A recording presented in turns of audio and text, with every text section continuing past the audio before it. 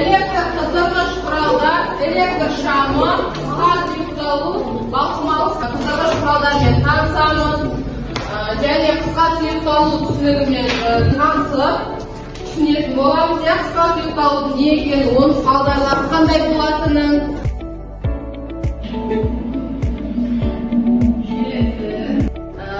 Bizde energiya zaryadligi batareyalar bor. Batareyalar bari o'tirib qoldi.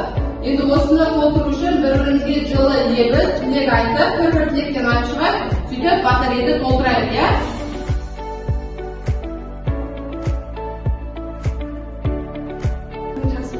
Aha, bir batareya to'ldi, dальше. Ana nega?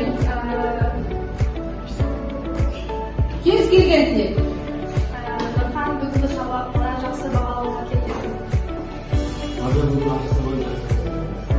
Sabah müjdesi olsa.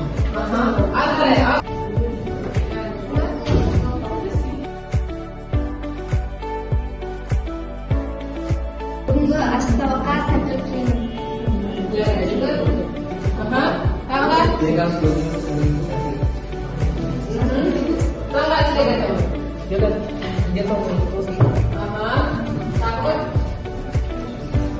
Men aytayın ya, endi sizlarga bарлықтар әрдайым күліп жүріңдер. Және сендерге алдағы сабақта шығармашылық тілеймін, идеялар тілеймін. Бізде үтік тобы болады. Бұл топта Еркеназ, Заңғар, Аяржан, Оразақұлова, Аружан, Нұрқас, Амина, Раяна. Бұнайқа бірінші топқа отырыңдар. Үтік тобы. Аталған оқушылар отырыңдар. Үтік тобы болады. Келесі. Екінші Нұрасыл, Бақтияра, Бегарыс, Айым, Азимадығы.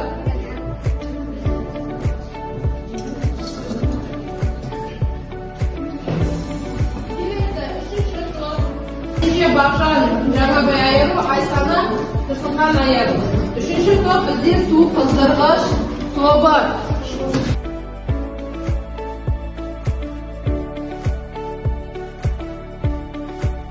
Elektr togi var, bu ana shartlar o'rindalу kerak. Analaydi. Elektr tasmalash bo'lishi kerak. Elektr немесе internet bo'lishi kerak. Tizimli elektr tizimiga qo'shiladi. Jaraysi. Kimyoviy fiziologiya. Jaraysi. O'tiradi. Uy жұмысына javob bergan o'quvchilar, javob berayotgan o'quvchilar hozir men o'zimiz бағалау парағын таратамын. Осыған ат жөндеріңді жазып, үй жұмысына бізде 1 балл беріледі. Белгілеп отырыңдар, оқыма.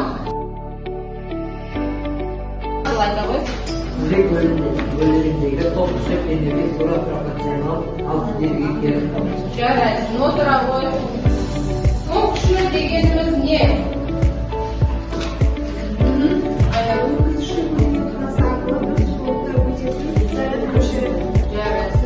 Құрылғы әсерінде қолданылатын құрылғылар, электр құрылғылар деп аталады. Олар күнделікті өмірімізді оларсыз елестету мүмкін емес. Тіпті өндірісте де қолданылады.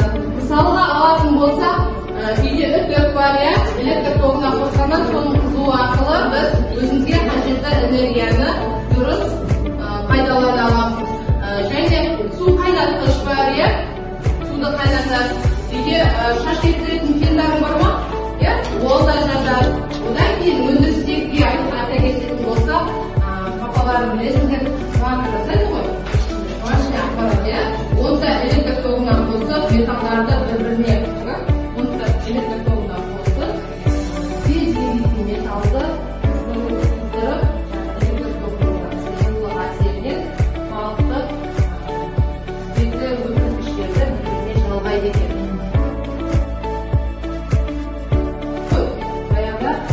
Ендіде мақта қалшығы қолданған, болмаса көмірленген мамық қолданған. Бірақ оның жұмыс істеу уақыты өте аз болғандықтан ғалымдар әртүрлі зерттеулер жүргізіп, вольфрам-сымның электр тогының әсерінен қызуға, балқуға шыдамды екенін біліп, вольфрам-сымын қолданған екен. Енді кедергілері үлкен металлдардан жасалған қоспаларды қолданған біздің шайнекті, үтіктердің ішінде. Ол қандай қоспалар деген сұрақ болады?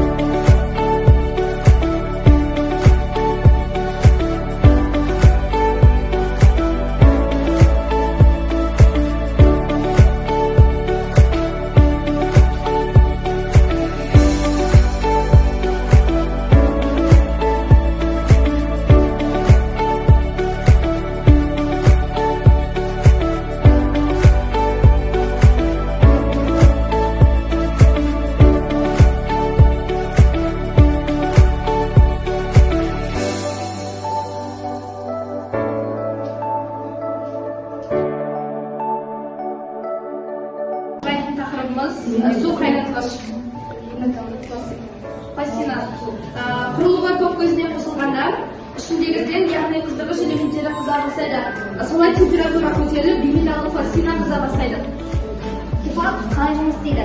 Екі металл әртүрлі кеңейтіндіктен пластина иіледі. Иілген кезде ол контактіні ажыратады, яғни ток күші тоқтатылады. Бұл көбінесе болат пен мысқа, болат пен платиндар, болат пен алюминий сияқты екі түрлі металларға көбінесе кездеседі. Ол электр шайнектерінде, үтікте, тошқышта, көбінесе термостарда жиі кездеседі. Бұл нәрсені 1839 жылы француз ғалымы ойлап тапқан. Бұл батырмалы, батырмалы су қайнату жарайсында керемет. Бұл батырмалы 3 балдан беріледі. Яғни өздерді бағалау парағына 3 балдан белгілеп қойылады. 3 бал, 3 қадам жүреді.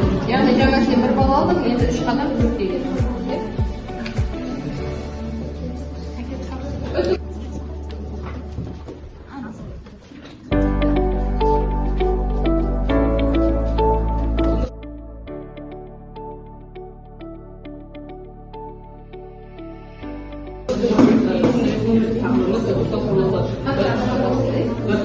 Өтіп алғаш рет соңғы 19 ғасырдың аяқ жағында пайда бола бастаған.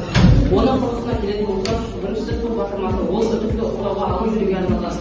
Бұл реттегіші оның мөлшерін реттейді, ал термостат құрылғысы ол температураның мөлшерін дұрыстайды.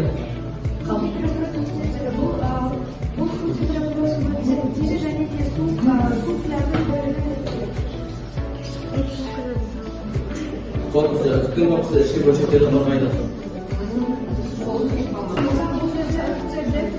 Су құю көрсеткіштерін айтып, бұл бізде су құятын көрсеткіштердің қаншаға апаратыны және де бұлардың қажатын көрсетеді. Онымен қатар бұл жерде температура нақты қаншаға жеткенін көрсетеді. Жарайсың, молодец.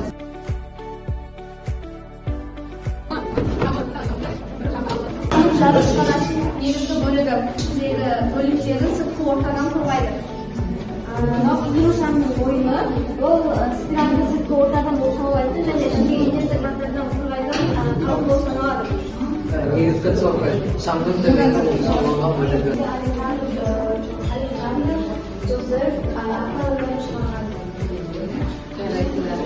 Молодцы. Барлықтарымыз жарайсыздар, отыр.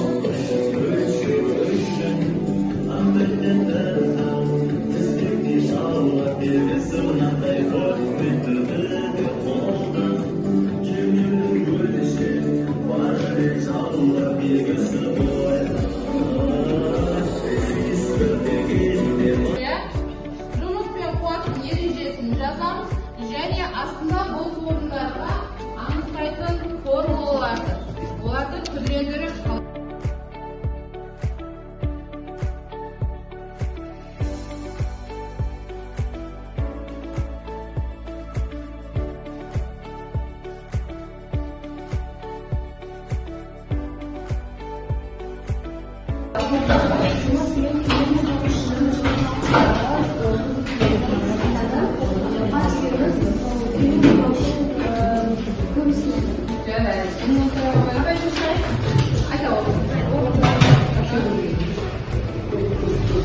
жұмыс дегеніміз көмір мен ток күшінің жұмыс істеген уақытына көбейтуін айтады.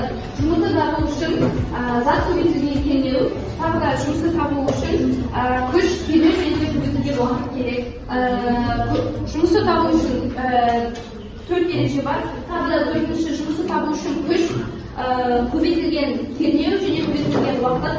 Ал тағы да жұмысты табу үшін кернеу бөлінген кедергі көбейтілген уақыт. Молодец. Жарайсың. Bir boldan. Қуат деген кернеу мен ток күшінің көбейтілгенін айтады. Жарайсың, аналар. Болдан белгілеп қоямыз бағалау парағына. Көреді ме? Бұл ненің әсеріне дейін қақындайды ғой. Яғни электр тогы бар жерде қысқа тұйықталу деген қауіпті құбылыс бар. Яғни қысқа тұйықталу қандай уақытта болады? Bir mezgilde көптеген жаңағы қуаты үлкен құрылғыларды бір уақытта қосқан кезде электр тогы артып көтере алмаған жағдайда болады, иә? кедергісі аз, электр кедергісі аз қоздырғыш құралдарды қосқан кезде қысқа тұйықталу болады.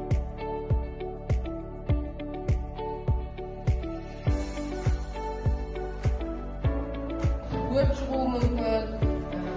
Мысалы, розеткамыз күйіп кетіп жатады, иісі шығады, жаман болып. Одан тағы бір несі, бізде сымдарды білесіздер, жалағыш резина бар, сыртында. Ол уақыт өте келе резина күйеуі, тозатын кезде болады ғой. Сол кезде сымдар бір-біріне тиіп, яғни кедергі белгілері. Осы қысқа тұйықталудың салдарынан өрт болады дедік. Осы қысқа тұйықталуды алдын алу үшін сақтандырғыш деген құрылғыларды жағдайда ішінде автоматтық сақтандырғыш, жаңағы автомобильді сақтандырғыштар сіздерге қазір көрсетуге алып келдім. Автомобильді сақтандырғыш түрін көріңдер. Бұлар жаңағыдай ток артып кеткен кезде ішінде жіңішке қыл тәрізді сым болады. Тізбекті жалғап тұратын. Сол сым жаңағы ток артқан кезде еріп, тізбекті үзеді де, бұл өзі күйеді. Бірақ біздің қымбат құрылғыларымызды аман алып қалады. Ал мынау автоматты сақтандырғыштар үйімізде барлығымызда бар ғой, білесіздер ма?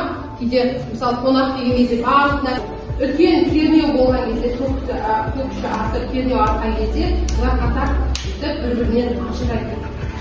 Сөйтіп біздің басқа құрылғыларымызды аман алып қалады.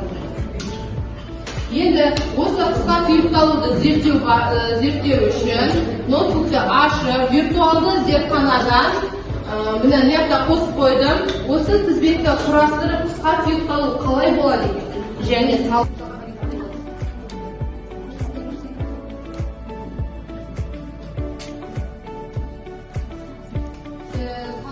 өрт шығады. Неге деп ойлайсыздар? Апай себебі лампаны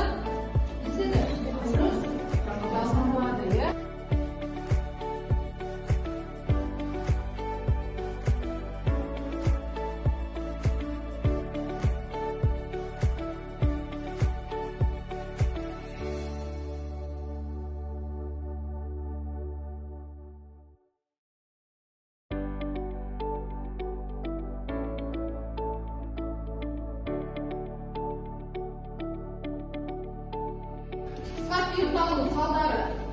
Қандай салдары бар? Сіздің қаншамасында болған су түйдекінен Жарайсың. салдары. Дұрыс айтасыңдар. Жарайсыңдар, бір балдан ала ғой. Және бізде балқымалы сақтандырғыштар не үшін қажет екен?